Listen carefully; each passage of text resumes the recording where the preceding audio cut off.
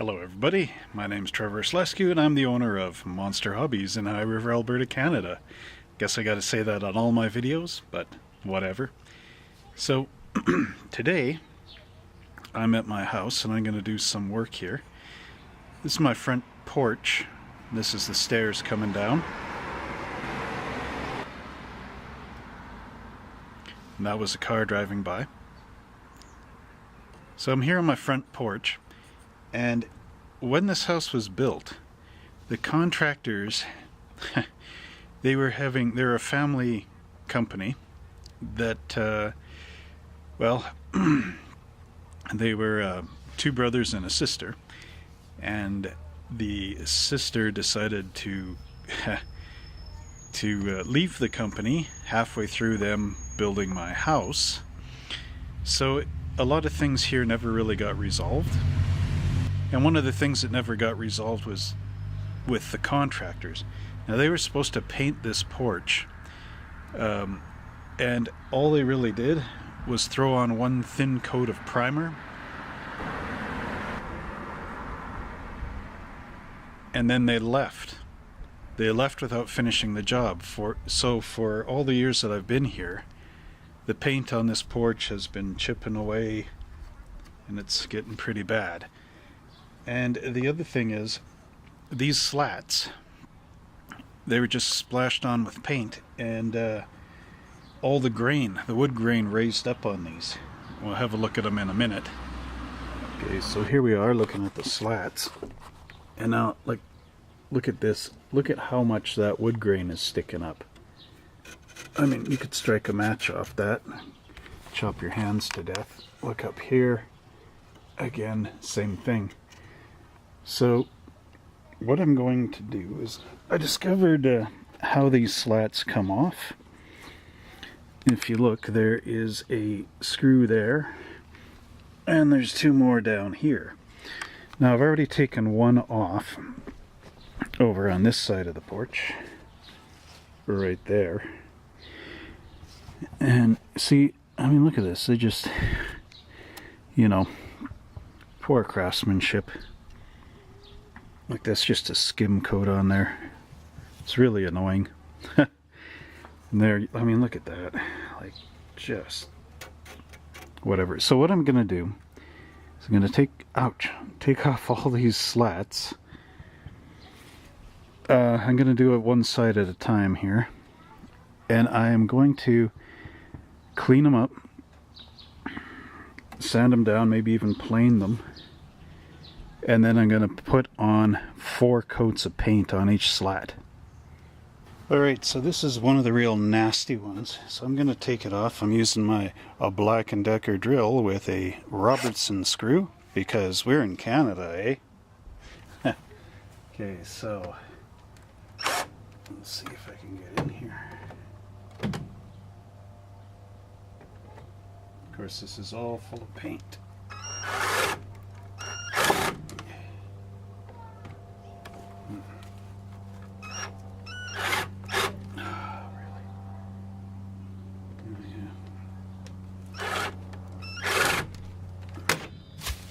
Oh,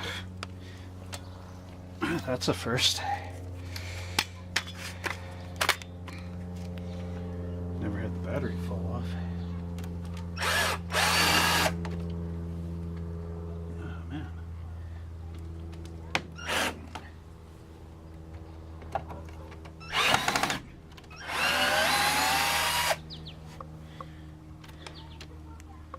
Okay.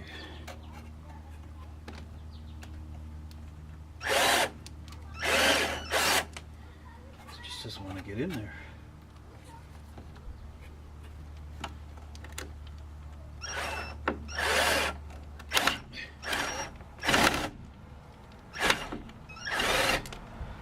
How did they do this?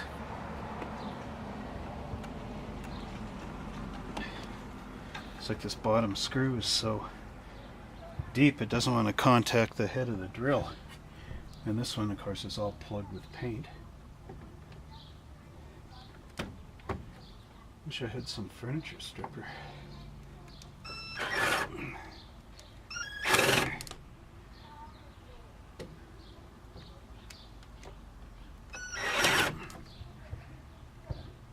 Wonder.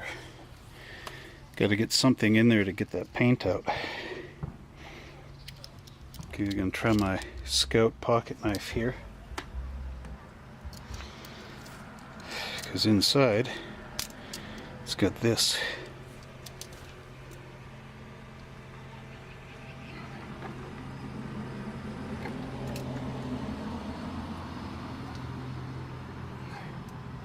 So one thing that's nice with Robertson screws, it's a square in there. So if paint or whatever gets in the square, you can just dig the paint out. Okay. Dig the paint out, clear that square up, and get your screw out. Now I broke up the wood here though. It's not what I wanted to do, but probably fill that with some Bondo automotive filler.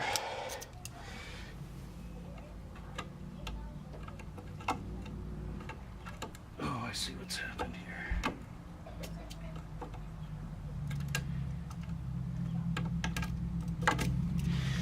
The screw head on that lower one went in and around the wood.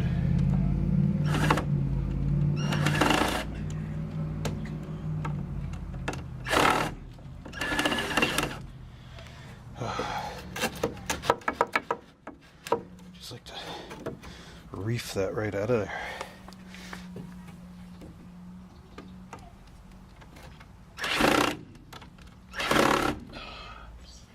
What I should do, see if I can hammer the drill bit in down here,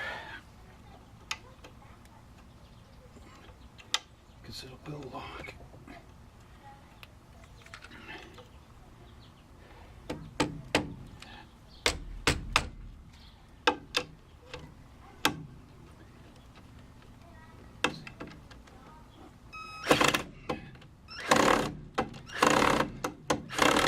Come on. Really?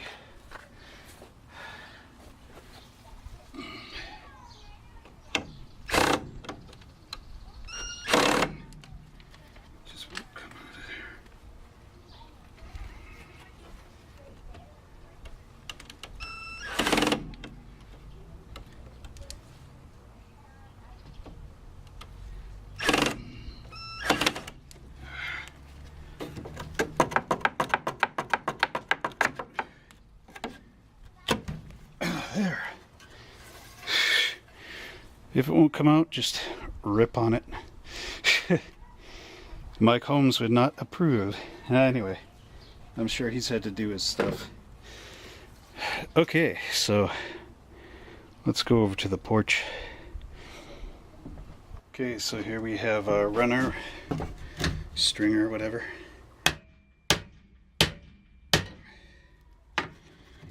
Just hit that and see if I can get this out.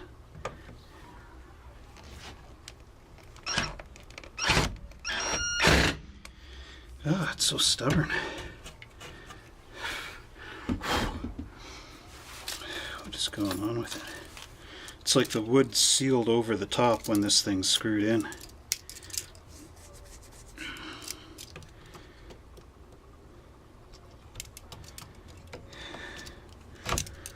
Let's see if I can't free up a bit of the wood around the head here.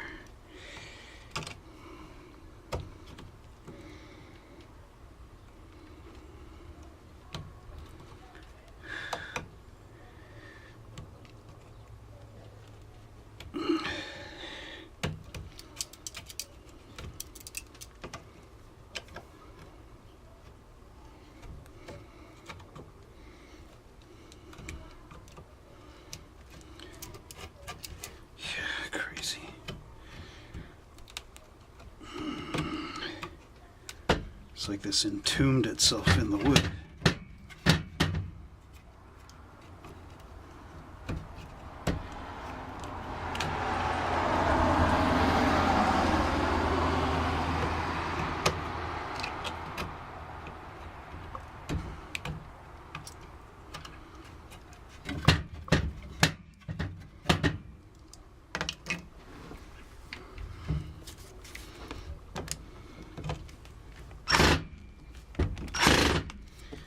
Come on.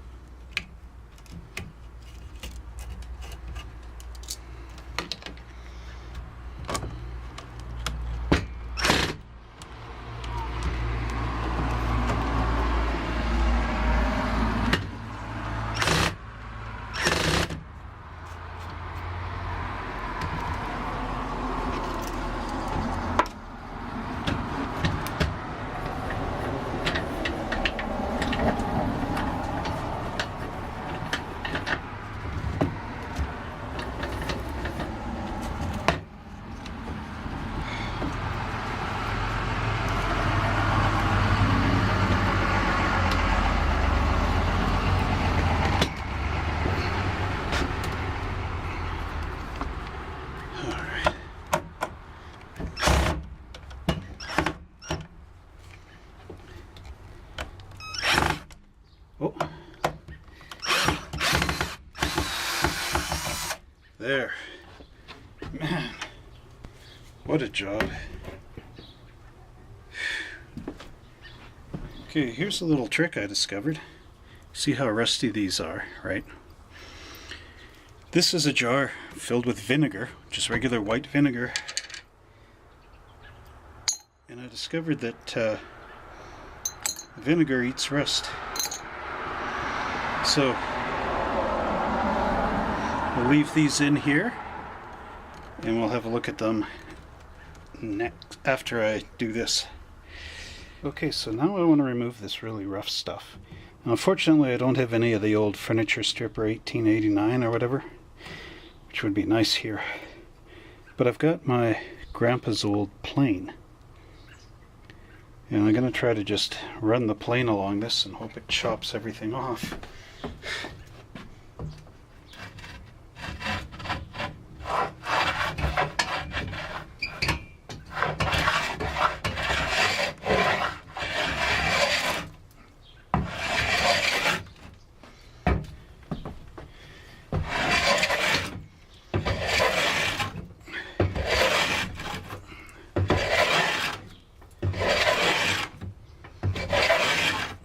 See, my grandpa was a house builder back in the 1920s and 30s, so he got all these tools. Yeah, so he got all these tools, and I inherited them. You'd probably hate to see this happening. But anyway.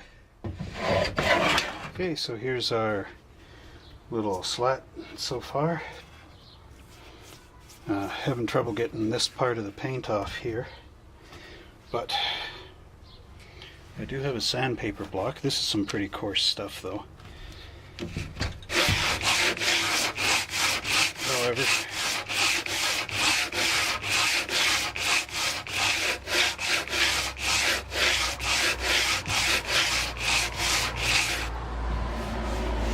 it should help to smooth it. And I notice there's a little edge curl on here too. So just want to sand that back.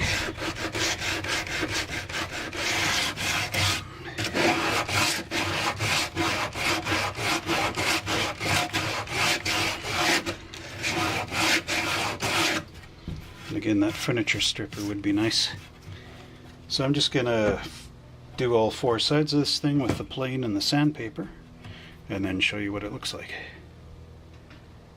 Okay, so this is the final side that I did, and I'm going to switch this. I think this is about 40 grit sandpaper, 40 or 80 if I remember right. So I'm just going to use this old 150. Get rid of any rough marks.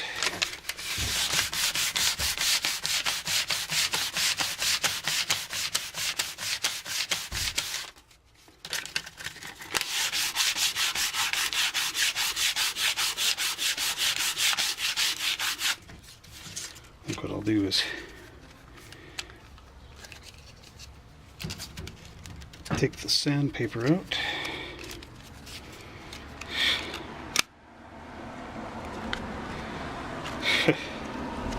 Uh-huh. Come on. There. This is an auto body sanding block. Big piece of rubber with 3 nails on each end, as you can see down here. Maybe not.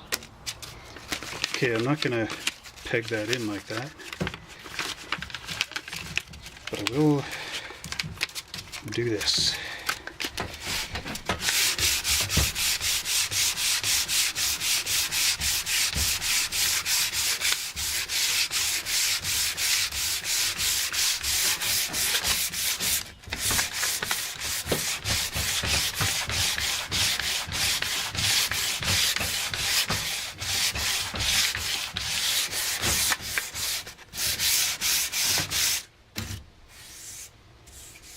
That feels pretty smooth.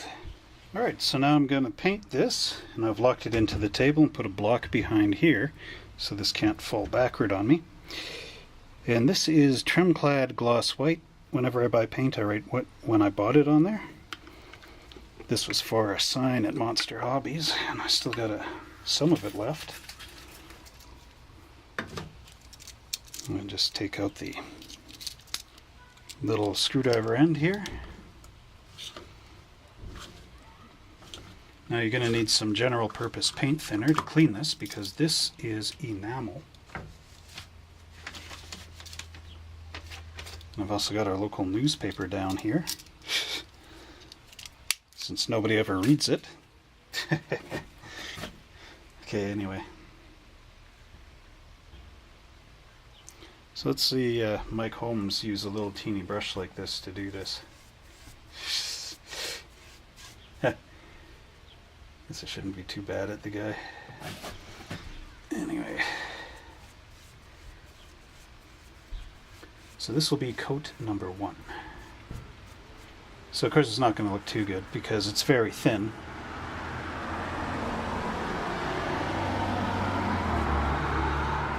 And it's not going to matter if I drip paint on the porch. Now one thing you want to do is get the end grain down here. But I won't be able to really see the end grain there until I turn this around later on.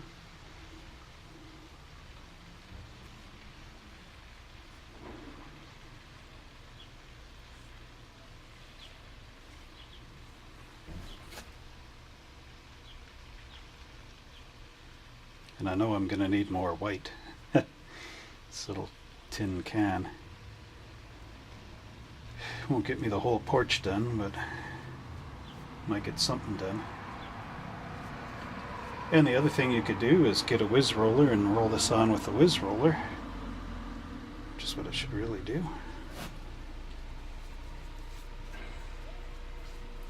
It'd be too easy though.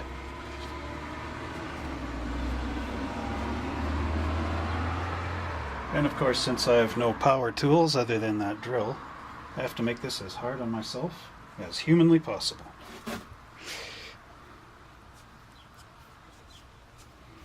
Okay.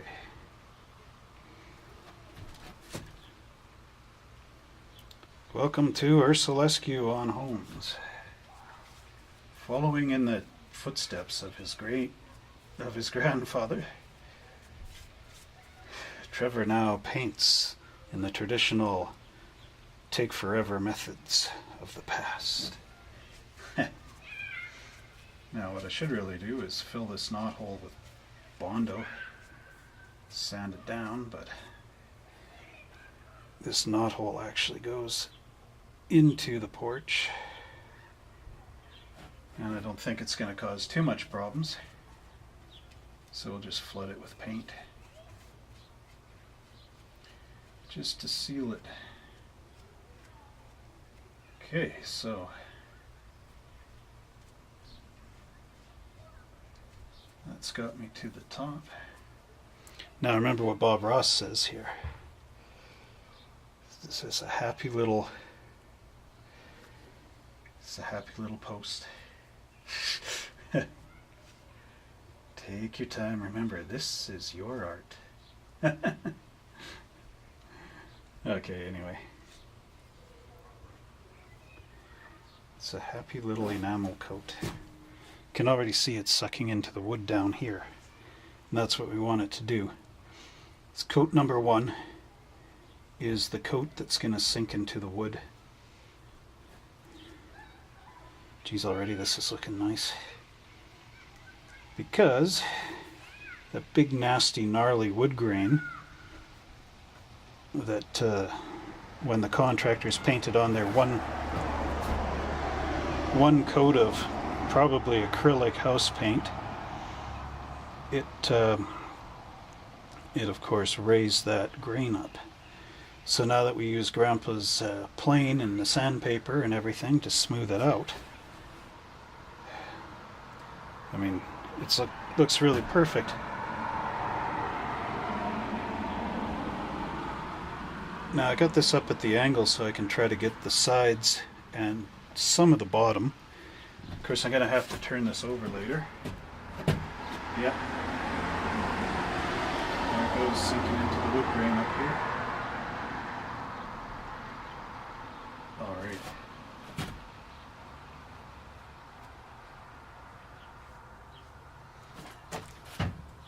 Okay, let's go take a look at the other end here. Okay, here we are at the end of our pole, and this is our end grain. You see, that's just how they left it on the porch, bare, unpainted, unprotected.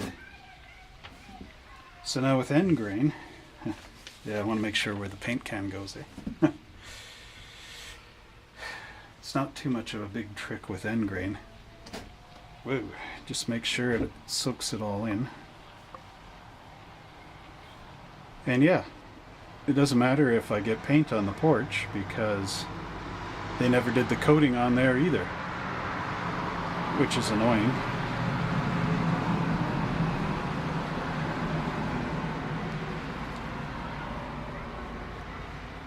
This house, this porch deck was supposed to, you can see my mouth. This porch deck, as you can see, it's all unfinished. It was supposed to have 3 coats of paint and then the anti-skid stuff painted on the top so that people wouldn't break their neck in the wintertime walking on my porch. Never got done. There, you can see how the paint sucked into that end grain. In fact, it doesn't even look like I painted it. So, just put some more paint on her.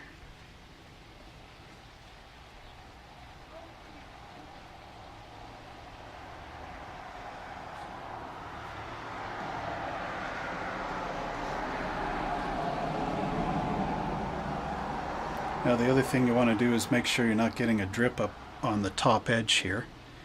So, yeah, look at that, sucking that in. So just always make sure you're looking around on the edges. And actually that's something we should have done here, is make sure there's no drips coming off this side. Okay, here is our post after 2 coats of trim clad gloss white. As you can see, it's looking pretty thick. Now the end grain, that's about 6 or 7 coats because it keeps sucking into the end of the wood. Now I've just painted this one more time.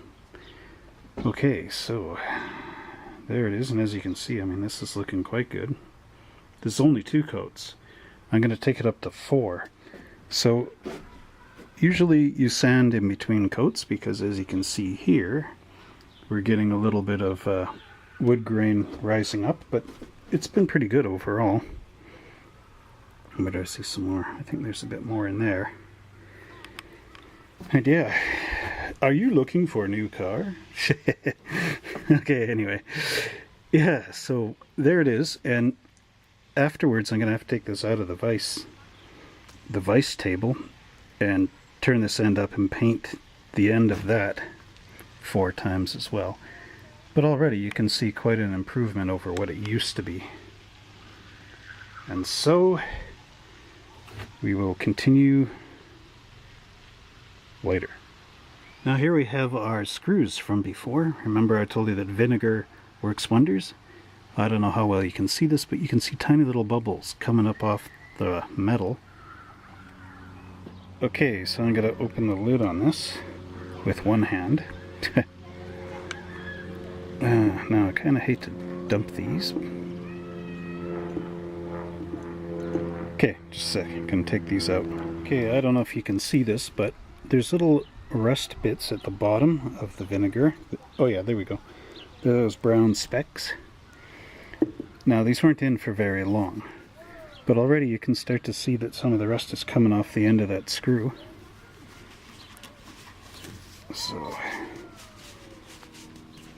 can only do this with one hand. Should actually get the camera on the tripod. Alright, let's set this up the right way. So here we go. There's our screw.